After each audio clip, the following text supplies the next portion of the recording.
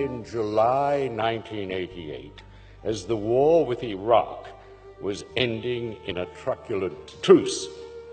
Prisons in Iran, crammed with government opponents, suddenly went into lockdown. All family visits were cancelled, television and radios switched off, and newspapers discontinued.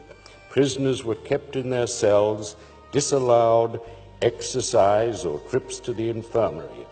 The only permitted visitation was from a delegation, turbaned and bearded, which came in government BMWs and Mercedes to outlying jails, a religious judge, a public prosecutor, and an intelligence chief. Before them were paraded, briefly and individually, almost every prisoner, and there were thousands of them, who had been jailed for adherence to the MEK. The delegation had but one question for these young men and women, most of them detained since 1981, merely for taking part in street protests or possession of political reading material. And although they didn't know it, on the answer, their life would depend.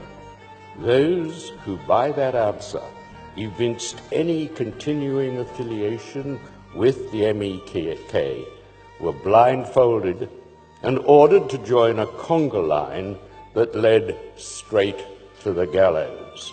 They were hung from cranes, 4 at a time, or in groups of 6 from ropes hanging from the stage in an assembly hall.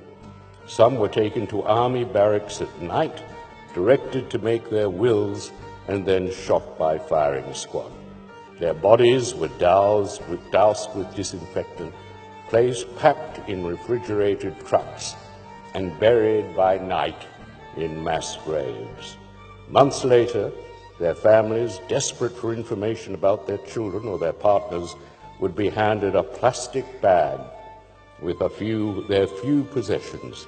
They would be refused any information about the location of the graves and ordered never to mourn them in public. By mid-August 1988, thousands of prisoners had been killed in this manner by the state, without trial, without appeal, and utterly without mercy.